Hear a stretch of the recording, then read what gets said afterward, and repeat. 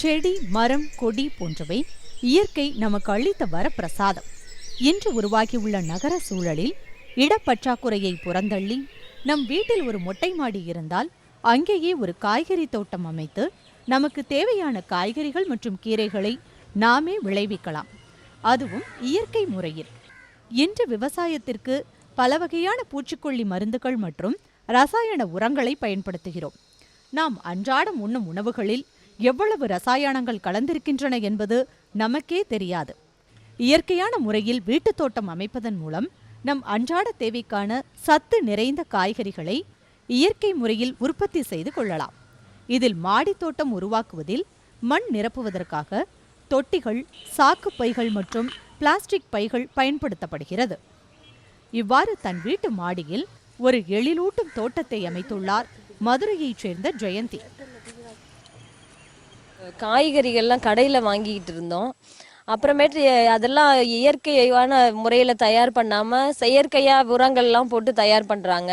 அதனால எங்களுக்கு ஒரு ஆசை, சரி ஏன் நம்மளே இந்த மாடியில் இப்படிலாம் நம்ம உருவாக்கக்கூடாது அப்படின்னு சொல்லி ஸ்டார்டிங்கில் கீரை இப்படியே ஒவ்வொரு வகையாக போட்டு இது நோய்களை தீர்க்கிற மூலிகை கீரைகள், அந்த மாதிரி காய்கறிகள் இதெல்லாம் போட்டு வளர்க்க ஆரம்பித்தோம்.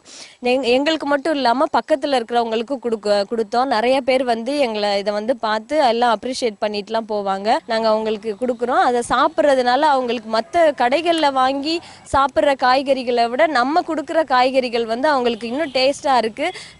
எந்த செயற்கையான உரங்கள் இல்லாமல் இயற்கையான முறையில் மண்புழு உரங்கள், இந்த மாதிரி வேப்ப உரங்கள் இந்த மாதிரி யூஸ் பண்ணி நாங்கள் அவங்களுக்கு கொடுக்குறதுனால அந்த டேஸ்டே தனியா இருக்கும்.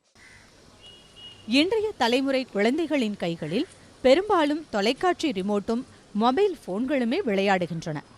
அவற்றிலிருந்து குழந்தைகளை திசை திருப்பி செடிகளோடு விளையாட கற்றுக் கொடுப்பது பெற்றோரின் கடமையாகும்.